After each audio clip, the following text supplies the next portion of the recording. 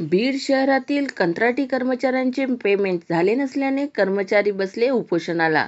एकीकडे बीड शहरामध्ये पाणी टंचाईने नागरिक हैराण होते आणि त्यामध्ये आता अधूनमधून होणारा पाणी पुरवठाही पूर्णपणे बंद झाल्याने नागरिकांच्या समस्यांमध्ये आणखीनच वाढ झाली आहे.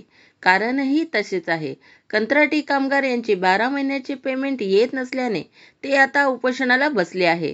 त्यामुळे बीड शहराचा पाणी पुरवठा पूर्णपणे बंद केला आहे. बीड नगरपालिका अंतर्गत गोल्डन कन्स्ट्रक्शन कंत्राटी कामगारांना वेळेवर वेतन न देता धमक्या देत पेमेंट होणार नाही पण काम करावे लागेल अशा कंत्राटदारांच्या धमक्यांमुळे आतापर्यंत हे कामगार काम जाऊ नये म्हणून काम करत राहिले. मात्र आता तब्बल 12 महिने उलटूनही या कामगारांचे कसलेही पेमेंट झाले नसल्याने वैतागून अनेक वेळा निवेदन देऊनही नगरपालिका कसलीही दखल घेत नसल्याने हे कंत्राटी कामगार आता उपोषणाला बसले आहेत. कंत्राटदार नगरपालिका तुमचं बिल काढत नाहीये म्हणून पेमेंट होत नाही असं म्हणून बाजी नेहमी मारून नेतो असं म्हणत कर्मचारी आता उपोषणाला बसले असून पूर्णपणे बीड शहराचा पाणी पुरवठा बंद करण्यात आला आहे. आता या कर्मचाऱ्यांचे वेतन जर तात्काळ नाही मिळाले तर बेमुदत उपोषण आणि संप असल्याने पूर्ण जिल्ह्याचा पाणी पुरवठा देखील बंद होण्याची शक्यता नाकारता येत नाही. राजरतन डोंगरे, बीड.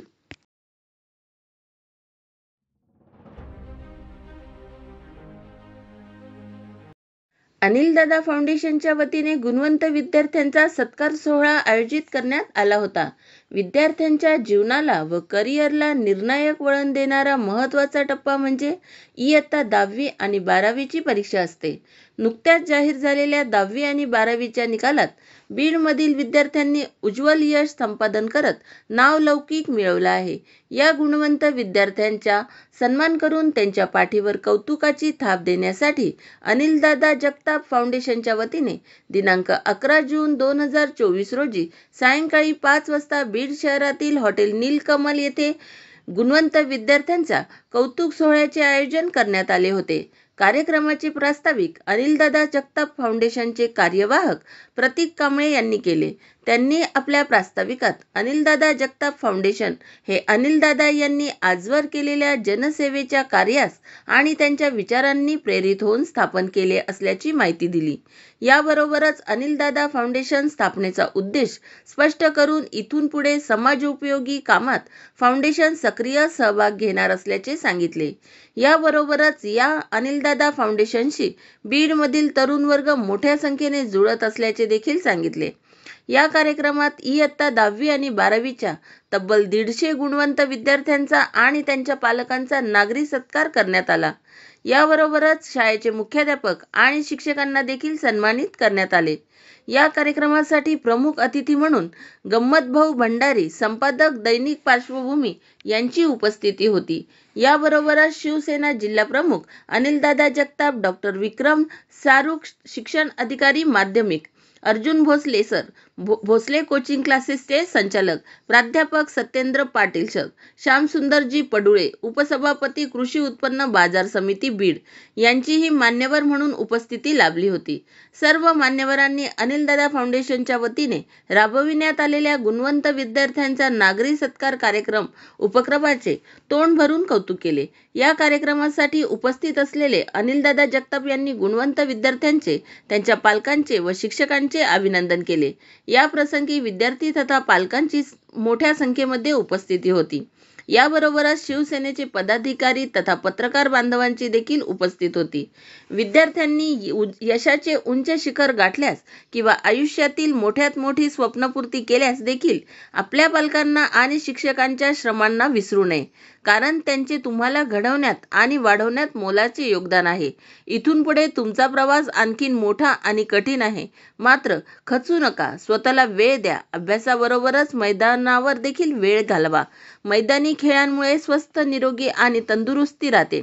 शरीर तंदुरुस्त राहिले तर तुम्हाला तुमच्या ध्येयपूर्तीसाठी धाव घेता येईल, असे सांगत विद्यार्थ्यांना पुढील शैक्षणिक वाटचालीसाठी अनिलदादा जगताप यांनी शुभेच्छा दिल्या.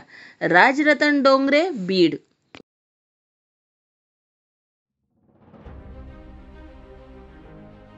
बहुजन समाजाच्या लोकनेत्या पंकजाताई मुंडे यांच्याविषयी सोशल मीडियावर चुकीचा मजकूर लिहून व्हायरल करणाऱ्या समाजकंटकावर गुन्हा दाखल करण्यात यावे याकरिता आज सकल बहुजन समाजाच्या वतीने पोलीस अधीक्षक बीड यांना निवेदन देण्यात आले. राहिलेला परंतु एखाद्या स्त्रीच्या चरित्रावर, एखाद्या स्त्रीच्या मनावर, एखाद्या स्त्रीच्या भावनेवरती दुखावलं जातील अशा पद्धतीच्या विविध प्रसार माध्यमाच्या माध्यमातून वेगवेगळ्या प्रतिक्रिया आल्या होत्या, पोस्ट जे केल्या होत्या आणि या पोस्टमुळं आमच्या समस्त ज्या ताईंच्यासोबत असणारे कार्यकर्ते असते, बांधव असते, समाज असते यांच्या भावना दुखवल्या होत्या. त्या भावना दुखू नये आणि याच्यामध्ये अजून कुठला उद्रेक होऊ नये यासाठी आम्ही आमच्या सर्व भारतीय जनता पार्टीच्या माध्यमातून पोलीस प्रशासनाला एक प्रकारचं निवेदन दिलेलं आहे की या प्रकारचा प्रक्षोभन किंवा या प्रकारचा कुठला अजून उदंडवास वाढू नये, जेणेकरून याला कुठेतरी आळा बसावा आणि आमच्या ताईच्या विषयी कसल्याही प्रकारच्या प्रतिकार पद्धतीने आणि विचित्र जातीती त्यांच्या कुठल्या चरित्रावर, त्यांच्या शब्दावर, त्यांच्या कर्तृत्वावर, त्यांच्या नेतृत्वावर जर कुणी अशा प्रकारच्या प्रतिक्रिया दिल्या, पोस्ट केल्या तर याच्या संदर्भात त्यानंतर आम्ही कुणीही शांत बसणार नाहीत. आम्ही पोलीस प्रशासनाने जिथे आम्हाला हे आळा घालून दिलाय त्यासुद्धा आम्ही सौम्यतेने या पद्धतीने दिले. एसपी सरांची भेट घेतली, काय आश्वासन काय दिले तुम्हाला? एसपी साहेबांनी आम्हाला फार चांगल्या पद्धतीने आश्वासन दिले. कुठल्याही समाजामध्ये वाद होऊ नये, कुठलाही समाज वेगळ्या पद्धतीने त्याचा समाजापुढे वेगळा प्रलय येऊ नये याची त्यांनी काळजी घेऊ आणि यानंतर असल्या प्रकारचं जर कुठल्याही महिलावर, ताई हा तर नेते आहेतच, आदरणीय पंकजाताई, आदरणीय प्रीतमताई, पण कुठल्याही महिलेवरती अशा प्रकारची जर पोस्ट झाली तर त्याची आम्ही गंभीररित्या दखल घेऊ आणि त्याला समोरच्याला योग्य ते शासन घेऊ. काय मागणी करतात आता? मागणी काय तुमची? आमची मागणी अशी आहे की यानंतर आमच्या नेत्याच्या संदर्भात कुठल्याही प्रकारच्या कशाही अशा पोस्ट करू नये. त्याच्या जर पोस्ट केल्या त्याच्यामुळं आमच्या मनाला, आमच्या इज्जतीला, आमच्या इब्रतीला जर त्रास झाला तर आम्ही परत शांत बसणार नाही.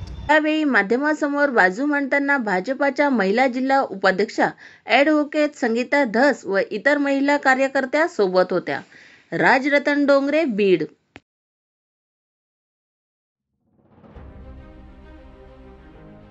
मराठा आरक्षणाच्या मागणीसाठी व मनोज जरांगे पाटील यांच्या उपोषणाला पाठिंबा म्हणून हदगावात रास्ता रोको आंदोलन करण्यात आले. मनोज जरांगे पाटील यांनी मराठा आरक्षणाच्या मागणीसाठी पुन्हा आमरण उपोषण सुरू केले असून त्यात त्यांची प्रकृती अत्यंत खालावली आहे. त्यांना पाठिंबा म्हणून हदगाव शहरातील छत्रपती शिवाजी महाराज चौक येथे नांदेड नागपूर राष्ट्रीय मार्गावर सकल मराठा समाज बांधव यांच्या वतीने सकाळी 11 वाजल्यापासून रास्ता रोको आंदोलन करण्यात आले असून या रास्ता रोको आंदोलनात तालुक्यातील मराठा समाज बांधवांची लाक्षणिक उपस्थिती होती व कोणताही अनुचित प्रकार घडू नये यासाठी पोलीस प्रशासनाच्या वतीने चोख बंदोबस्त ठेवण्यात आला होता. या रास्ता रोको आंदोलनामुळे मात्र प्रवाशांची चांगलीच दमछाक झाली होती. शेख शाहबाज, हदगाव, नांदेड. आज आमचे मराठ्याचे क्रांती सूर्य जरांगे पाटील आज 6 दिवस झाले अन्न पाण्याचा त्याग करून उपोषणाला बसले.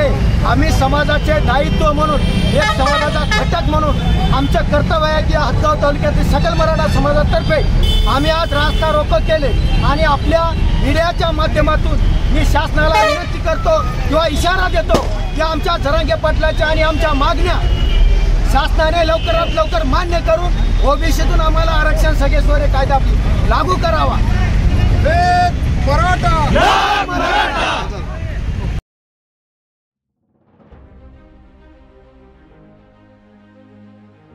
धुळे येथील काकासाहेब बर्वे वसतिगृहातील माजी विद्यार्थिनींचा स्नेहमिलन सोहळा उत्साहात साजरा करण्यात आला. दाते रेजन्सी येथे काकासाहेब बर्वे वसतिगृहातील मुलींचा सुमारे 42 वर्षांनी स्नेहमिलन सोहळा नुकताच मोठ्या उत्साहात संपन्न झाला. कार्यक्रमाच्या अध्यक्षस्थानी हॉस्टेलच्या सुप्रिटेंडंट श्रीमती ज्योत्स्ना खैरनार वय 80 वर्ष ह्या होत्या. प्रारंभी प्रतिमा पूजनऐवजी सर्वच माजी विद्यार्थी महिला सदस्यांनी त्यांच्या आई समान खैरनार मॅडम यांचे गुलाब पुष्प देऊन व पाद्यपूजन करून आशीर्वाद घेतलेत. या कार्यक्रमात उपस्थित महिला सदस्यांनी जुन्या आठवणी काढत पारिवारिक परिचय दिला. तसेच गीत गायन, नृत्य, शेरो शायरी आदी मनोरंजनात्मक कार्यक्रम संपन्न झालेत. सुमारे 40-42 वर्षांनी एकत्र आल्यामुळे सर्वच मैत्रिणींनी खूपच धमाल केली. यात काही गृहिणी आहेत तर काही नोकरदार महिला. अध्यक्षा श्रीमती खैरनार यांना 5 मुली व 1 मुलगा असताना देखील त्या हॉस्टेलच्या 120 मुलींना स्वतःच्या मुलीप्रमाणेच वागवत असत. त्यांनी आपल्या भाषणात प्रत्येक मुलीचे नाव घेऊन त्यांचे त्या काळच्या जुन्या आठवणी व गुणविशेष सांगितले. हे ऐकून सर्वच मैत्रिणी भारावून गेल्या. सर्वांनी मोबाईलला धन्यवाद दिले की त्यामुळेच आजच्या धावपळीच्या जगात आपल्या भेटी होऊ शकल्या. या प्रसंगी जळगाव संस्थेच्या शाखाधिकारी श्रीमती स्मिता मोरे चोपडा यांच्यासह रंजना मोरे, सुनीता मोरे, कल्पना शिरसाट, मीनाक्षी सैंदाने, वंदना राणी खैरनार, सुशीला बिराडे, सुचित्रा कडरे, प्रमिला बागुल, सुनंदा बैसाने, सरोज पवार, रंजना शिरसाट, मंगला बाविस्कर, लविना साळवे, छाया ब्राह्मणे, शोभा मगर, आशा वाघ, किरण देवरे, उज्ज्वला देवरे, कल्पना मोरे, रंजना शिरसाट, मीनाक्षी वाघ, जयश्री सोनवणे, सुमन जाधव, सुनंदा सोनवणे, बबिता सोनवणे, अरुणा थोरात, उषा सैंदाने, अलका बागले, नलिनी आहेर, सुमन जाधव यांची उपस्थिती होती. सतीश पाटील, भडगाव तालुका प्रतिनिधी.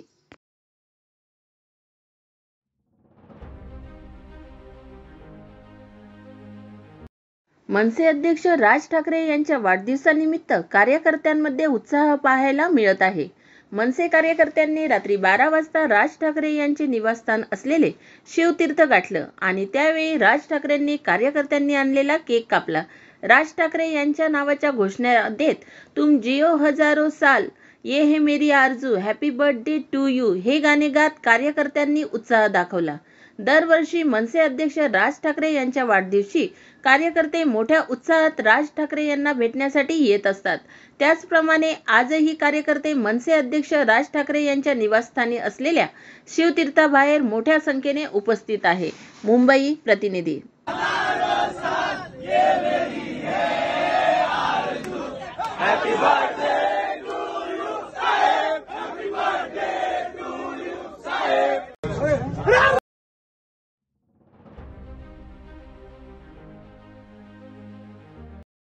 गुलाम जास्त आवाज करत नाहीत. एकनाथ शिंदे आणि अजित पवार हे आश्रित राजे आहेत, अशी प्रतिक्रिया संजय राऊत यांनी माध्यमांशी बोलताना दिली. याचा अर्थ असा आहे की नरेंद्र मोदींचं सरकार त्यांना पाडायचं आहे आणि अहंकाराचा पराभव करायचा आहे. भारतीय जनता पक्षाचं सध्याचं सरकार जे आहे, मोदीचं अहंकारी सरकार, त्याला सुरुंग लावण्याचं काम जर त्यांची मातृसंस्था करत असेल तर ते राष्ट्रीय कर्तव्य पार पाडतायत असं मी मानतो. देवेंद्र फडणवीस म्हणाले की जे नेरेटिव्ह ठरून जे लोक जिंकलेले आहेत ते नेरेटिव्ह जास्त दिवस चालत नाही. कोणता नेरेटिव्ह? जे लोक जिंकलेले आहेत आम्ही कोणताही नेरेटिव्ह सेट केला नाही. नरेंद्र मोदींचा आणि फडणवीस यांचा खोटारडेपणा आम्ही लोकांसमोर आणला आणि लोकांनी तो मान्य केला.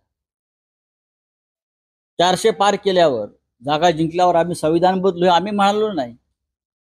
हे तुमचेच भाजपचे लोक म्हणत होते आणि त्या सगळ्यांचा पराभव झालाय. ज्योती मिर्झा सांगत होती, स्मृती इराणी सांगत होती, अयोध्येचा खासदार लल्लन सिंग तेच सांगत होता आणि त्या सगळ्यांचा पराभव जनतेने केलेला आहे. आपलं सरकार भ्रष्ट आहे हे सांगायला नॅरेटिव्ह कशाला पाहिजे? देशभरातले सगळे भ्रष्टाचारी आपण आपल्या तंबूत घेतलेले आहेत, महाराष्ट्रात घेतलेले आहेत. अजित पवार भ्रष्ट आहेत की नाही? एकनाथ शिंदे बरोबरचे 40 लोक भ्रष्ट आहेत की नाही? अशोक चव्हाण आदर्श भ्रष्ट आहेत की नाही? हे फडणवीसांनी जाहीर करावं ना. तुम्ही फडणवीस हे या राज्यातल्या राजकारणातले खलनायक आहेत, विलन आहेत. मी वारंवार सांगतो, या राज्याच्या संस्कृतीची वाट, सभ्यतेची वाट ही देवेंद्र फडणवीस यांनी लावलेली आहे आणि त्याच्यामुळे आमचं त्यांच्याविषयीचं जे भांडण आहे ते कायम राहील. मैं पहले भी कहा है, नई बात नहीं है. महाराष्ट्र की राजनीति में एक सभ्यता हमेशा रही है, पॉलिटिकल कल्चर रहा हमारा, सभ्यता रही. हम हमारे विरोधी जो भी हो उनको गलत इल्जाम में कभी फंसा कर उनके फैमिली को कभी हमने तकलीफ नहीं दी. जब से देवेंद्र फडणवीस महाराष्ट्र की राजनीति में उनको जो पद मिला मुख्यमंत्री पद, उसके बाद उसने एक जो गैंग बनाई, पॉलिटिकल अंडरवर्ल्ड गैंग, उसमें ईडी और सीबीआई जैसे लोग भी शामिल है, पुलिस शामिल है. उनको मिलकर ये लोगों ने इस महाराष्ट्र की सभ्यता को खत्म किया है. और सभी भ्रष्टाचारी को अपने साथ लेकर इस राज्य को बदनाम किया है। चलो, थैंक यू। सर, एक सवाल, देवेंद्र फडणवीस का ये भी कहना है कि इस लोकसभा चुनाव में यूपीटी को जो है वो मराठी लोगों के वोट नहीं मिले हैं। तो किसके मिले? आपको मिले क्या? आपको मिले? लाखों लाखों वोट मिले हैं, लाखों लाखों। वो किसके वोट है? यहाँ क्या साउथ अफ्रीका, श्रीलंका, हाँ, ईरान, इराक से लोग आकर यहाँ वोट करते हैं क्या? इस मुंबई में मराठी, आप जाकर धारावी में किसके वोट मिले? धारावी की आप देखिए, गिरगांव में देखिए, दादर में देखिए, भांडुप में देखिए, जहां जहां हमारे लोग जीते हैं या कम मार्जिन से हारे हैं, वहां तो सब मराठी ही मराठी है। जिनको वोट का अधिकार है उसने हमको वोट दिया है। आप लोगों को जो जीत है वो सीधी तरीके से पारदर्शक जीत नहीं है। अमोल कीर्तिकर की चोरी की आपने, अमोल कीर्तिकर।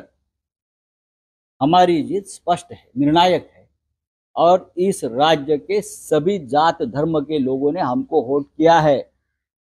चाहे मराठी हो, चाहे मुस्लिम हो, चाहे क्रिश्चियन हो, चाहे पारसी हो, चाहे गुजराती हो, सभी ने हमको वोट किया है महाराष्ट्र में। मोदी सरकार पंगु सरकार है, हम जब चाहें उसे गिरा सकते हैं। साथ ही वायनाड से प्रियंका गांधी को भी चुनाव लड़ाने की बात कांग्रेस। अच्छी बात है, हम स्वागत करेंगे। वायनाड से कोई गांधी परिवार से चुनाव लड़ता है तो वहाँ के लोगों का सम्मान रहेगा। तो हमेशा राहुल जी को जिताया है, तो गांधी परिवार के साथ केरल का एक अलग रिश्ता बना है। सर, आपसे एक सवाल जानना चाहेंगे। सर, विधानसभा चुनाव के लिए सबने कमर कस ली, हम देख रहे हैं लगातार मीटिंग हो रही है। इसमें अब सर मीटिंग के बाद किस तरीके की प्रक्रिया सामने आएगी आप लोगों की तरफ से? सीएम का पद किसको मिलने वाला है? उद्धव ठाकरे ही बने रहेंगे? क्योंकि कांग्रेस लगातार ये दावा कर रही है कि हमारी तरफ से भी सीएम के पद के लिए आगे आ। ठीक है, चुनाव होने दो, चुनाव होने दो। रोहित पवार ने कहा कि जयंत पाटिल चेहरा होगी। बात ऐसी है भाई, चुनाव होने दो। चुनाव की घोषणा नहीं हुई, हम चुनाव जीतेंगे और बाद में निर्णय लेंगे। आरएसएस बद्दल मी खूप ऐकतोय, लोकसेवकाला अहंकार नसला पाहिजे, पण येथे अहंकार आहे, बदल्याची भावना आहे। निकालानंतर आरएसएस रोज बोलताय, कारण त्यांना नरेंद्र मोदी यांचा अहंकार कमी करायचा असेल, त्यांना मोदी यांचं हे सरकार पाडायचं असेल, या सरकारला भाजपच्या मातृसंस्थेला सुरुंग लावण्याचं काम त्यांना करायचं असेल। असं जर झालं तर खऱ्या अर्थाने आरएसएस राष्ट्रीयत्वासाठी काम करताय असं मी मानेल। भाजपची मातृसंस्था आरएसएस आहे। आम्हाला आरएसएस बद्दल खूप अपेक्षा आहे। लोकतंत्र वाचवण्यासाठी आरएसएसचं मोठं योगदान आहे, त्यामुळे आम्हाला आरएसएस कडून खूप अपेक्षा आहेत। अजित पवार यांच्या पक्षाबद्दल बोलताना संजय राऊत म्हणाले की गुलाम जास्त आवाज करत नाहीत। ईस्ट इंडिया कंपनी गुजरातला आहे आणि हे आश्रित राजे आहेत। एकनाथ शिंदे आणि अजित पवार हे आश्रित राजे आहे, त्यामुळे त्यांच्याबद्दल काय बोलायचं। शिखर बँक बाबतीत अण्णा हजारे जागे झालं, त्यांचं त्याबद्दल मी अभिनंदन करतो। अण्णा हल्ले बोलले याचा मी अभिनंदन करतो। अण्णांनी इलेक्ट्रॉल बॉन्ड विरोधात सुद्धा आवाज उठवला पाहिजे असे मला वाटते। असंख्य घोटाळे झाले आहेत, यावर अण्णा हजारे यांनी आवाज उठवला पाहिजे। अण्णांना आता सध्या खूप काम आहे, फक्त शिखर बँक पुरतं बघू नका अण्णा, राज्यात घोटाळे घडले आहेत ते बघा। त्यांनी रामलीला मैदानात बसावं, आम्ही त्यांच्यासोबत असू। नरेंद्र मोदी यांनी अयोध्येत रामाची पूजा केली नाही, स्वतःची पूजा केली। त्यांच्या भक्तांनी त्यांची मोदींची पूजा केली, अशी प्रतिक्रिया यावेळी संजय राऊत यांनी माध्यमांना दिली। मुंबई प्रतिनिधी।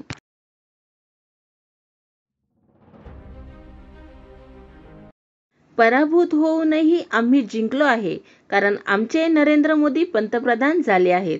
मोदी एकटे लढले, त्यांना पराभूत करण्यासाठी अनेक लोक झुंड बनवून त्यांना रोखत होते, पण ते लढले आणि जिंकलेही, अशी प्रतिक्रिया नवनीत राणा यांनी माध्यमांशी बोलताना दिली आहे।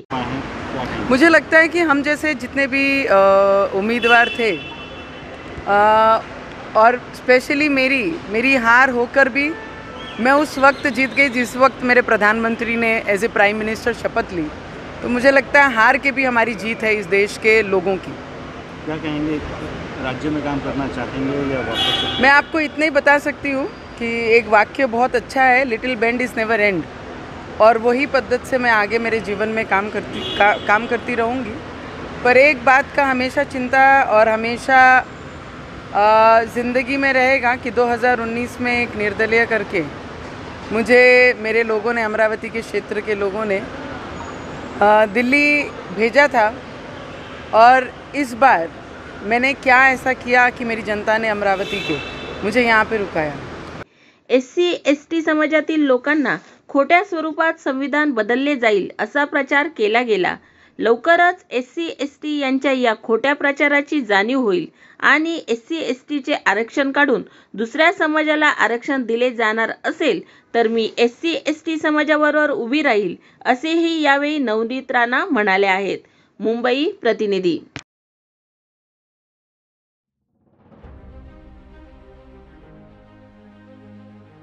कंत्राटी कामगारांचे महावितरण कार्यालयासमोर धरणे आंदोलन करण्यात आले।